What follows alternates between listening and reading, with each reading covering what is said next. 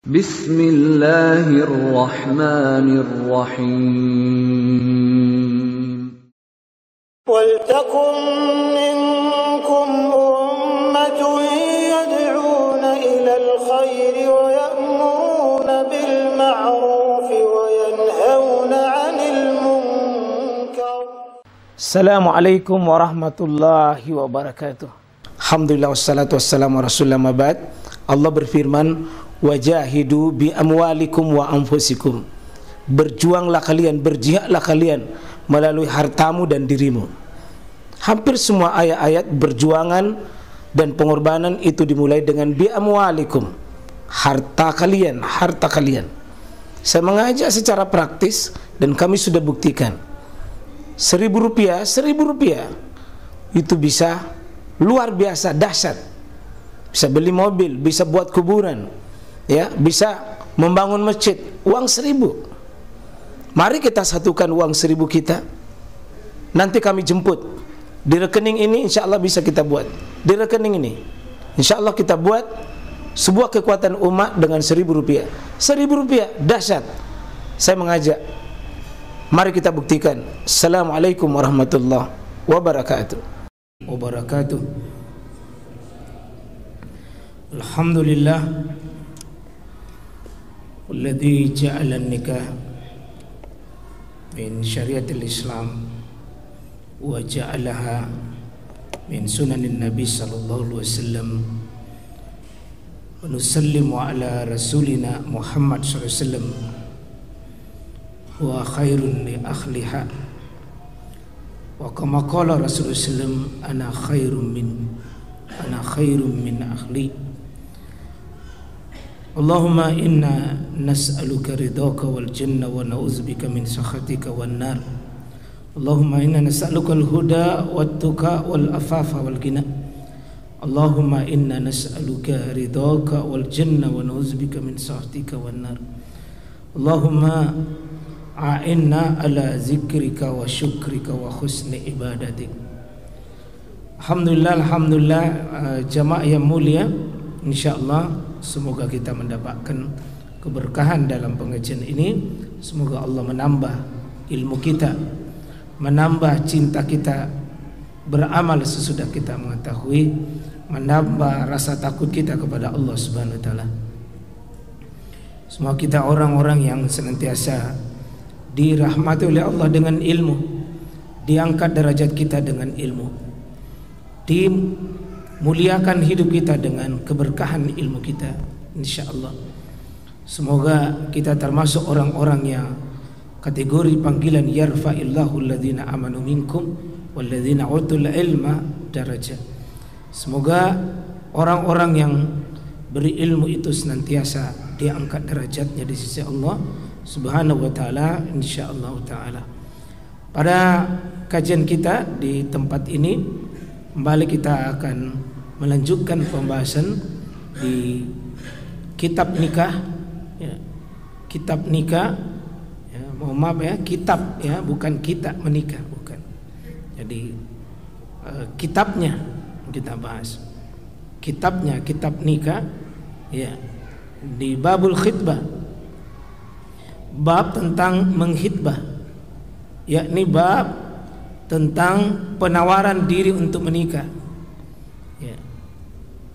Seseorang itu sebelum membeli sesuatu, sebelum memiliki sesuatu, tentu tidak langsung transaksi jual beli. Dia periksa barang, dia periksa sesuatu yang dimilikinya supaya tidak terjadi penyesalan. Demikian dalam Islam ada satu bab yang sudah ditinggalkan sebagian kaum muslimin, diremehkan tentang masalah itu, bab tentang khitbah atau melamar. Dan kita ketahui bab melamar ini, bab melamar, ya, kita mau terapkan dalam Islam, syariat Islam, supaya menyelisihi dua kutub yang sangat ekstrim, dua golongan umat ini yang sangat saling berjauhan, sangat ekstrim sekali dalam hal memperlakukan nanti lamaran ini. Ya, kita ini masih ada melamar Pak, tetapi lebih banyak adab, tradisi dan budaya masuk sebagian besar nafsu-nafsu kita. Sementara ada hal yang menjadi tuntunan syariat kadang-kadang kita tinggalkan. Kita lihat hadis yang pertama dari bab ini adalah hadis Jabir bin Abdullah radhiyallahu anhu. Ini Jabir bin Abdullah, salah seorang dari kaula muda yang banyak menyumbangkan hadis yang sampai kepada kita. Masuk Jabir bin Abdullah termasuk sosok yang masuk ranking 7 dari perawi hadis. 70% hadis yang kita baca hari ini sebagian besar itu sumbernya dari anak-anak muda kita. Sebenarnya kita harus terima kasih kepada anak muda, terutama anak muda yang di masa Nabi SAW.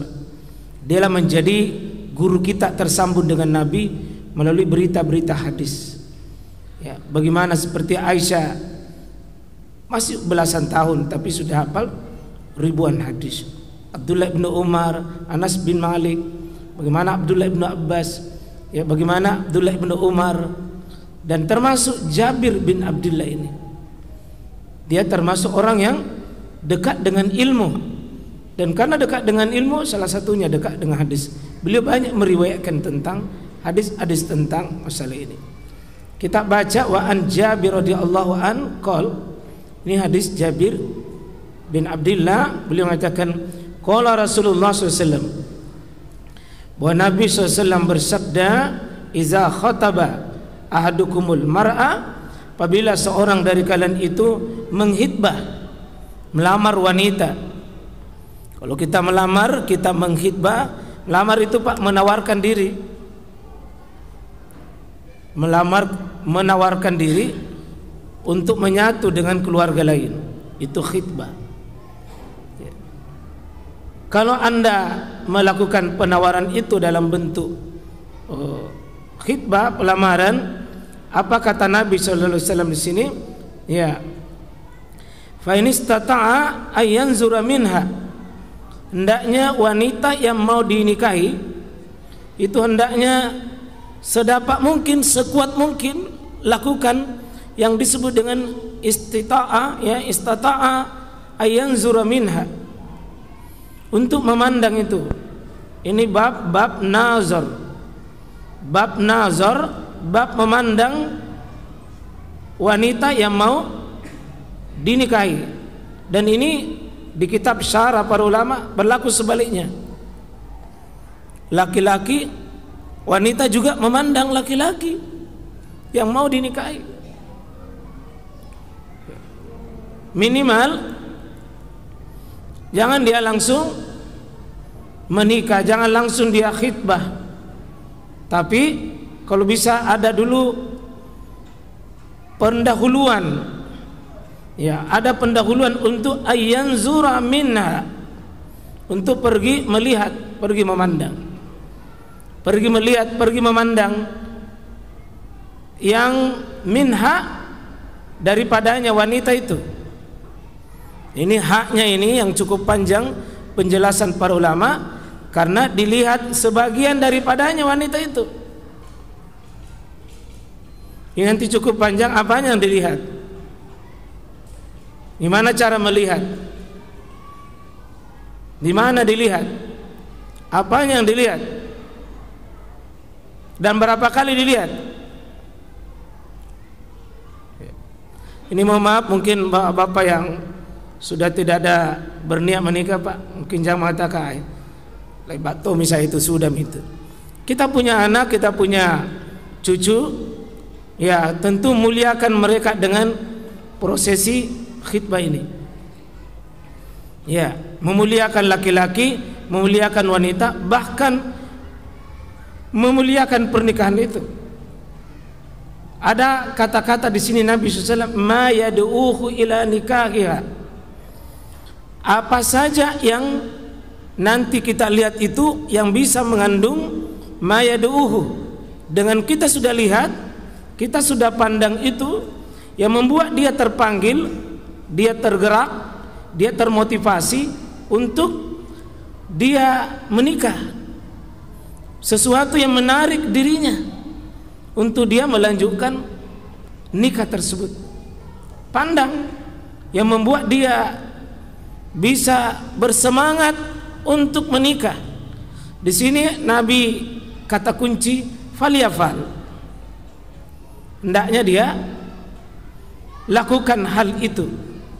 Jadi diperintah apabila seorang dari kalian mengkhitbah wanita, maka ini sedapat mungkin, sekuat mungkin Anda melihat wanita, yang dimaksud sini wanita karena haknya, dan laki-laki fayanzurnya diperintah untuk memandang. Maka sebagian malah mengatakan ini wajib, tapi jumhur ulama itu mengatakan sunnah. Sebagian ulama mengatakan wajib, dari kitab dari seperti Daud Az-Zahiri yang memandang zahirnya ini perintah. Hukum dasar sebuah zahir, sebuah perintah adalah tentu wajib. Nah ini ada yang mewajibkan, tapi pada umumnya sunnah. Ya. Di sini dipertegas lagi, ya, falyaf'al, hendaknya dia lakukan. Ini hikmah sangat besar, Pak. Di kitab Subulus Salam dijelaskan banyak sekali hikmah, yang antaranya satu, pernikahan itu sebelum terjadi, Pak, ditimbang memang baik-baik untuk mengokohkan kecocokan antara kedua belah pihak. Tidak boleh ada istilah coba-coba atau menggampang-gampangkan untuk cepat bubar. Karena itu sebelum pertemuan akbar itu dalam sebuah akad nikah nantinya, dalam sebuah prosesi akad suci, mempertemukan dua insan untuk hidup lama tanpa ada pembatasan, tanpa mut'ah, tanpa kontrak-kontrak tertentu, supaya dikokohkan memang apa yang membuat kedua belah pihak ini saling baku, ada sesuatu yang menarik pada dirinya, ada sesuatu yang bisa membuat laki-laki tertarik, sehingga kalau dia menemukan kelemahan lain, dia ada faktor penguat. Karena rumah tangga Bapak Ibu yang kita bangun ini bukan sebulan, bukan setahun, bukan 10 tahun, tapi seumur hidup. Seumur hidup. Dan kita akan sering sama-sama. Jangan sampai ada sesuatu yang terjadi nanti penyesalan di belakang. Seorang muslim jangan membeli, ya istilahnya membeli apa itu, kucing dalam karung. Harus lihat, Pak. Itulah sunnah, itu nazar, Pak. Hukum sunnah nazar, memandang. Dan inilah kutub yang hari ini yang ekstrim pertama, ada yang tidak mau dilihat anaknya kalau belum dinikahi. Ada yang berlebih-lebihan, tidak mau. Ada wali, ada orang tua, ada yang tidak mau bilang jangan, nikahi dulu baru lihat. Ini ekstrim itu, menyelisih sunnah. Tidak mau biarkan anaknya dilihat. Ini bukan melihat sembarang melihat. Tapi ada juga yang ekstrim yang kedua, memandang dengan bukan cuma memandang, Pak. Belum menikah sudah enak pergi foto di sana, pergi berdua-duaan, pergi di sana, pergi berliburan memang. Ini ekstrim, berlebih-lebihan. Satu, membiarkan begitu dipandang sepuas-puasnya. Bahkan di dunia barat, baku coba dulu. Kalau enggak baku cocok, enggak lanjut. Dicoba dulu. Memangnya mobil atau motor ya? Motor kalau ada dibeli biasanya apa, Pak? Dipakai dulu ya? Dipakai dulu baru bilang enak jelarinya, enak jigasnya. Kalau Islam tidak terlalu kebablasan, tidak juga menghindari sama sekali, tapi ada kata-kata yakni ayyanzura minha, Yang mana bisa dilihat? Yakni antara lain jumhur ulama minhanya cuma dua saja. Yang pokok di tangannya dan wajahnya. Tangannya dan wajahnya. Ada yang memandang lebih di lehernya, bisa memandang lehernya. Ada yang berpendapat lebih rambutnya. Tapi ingat Pak, ini kata-kata yanzur, bukan yamsah, bukan mengusap-usap, bukan wajada, bukan meletakkan, bukan wada'a, ya, bukan masaha. Yanzur itu cuma melihat, bukan menyentuh, bukan lebih itu.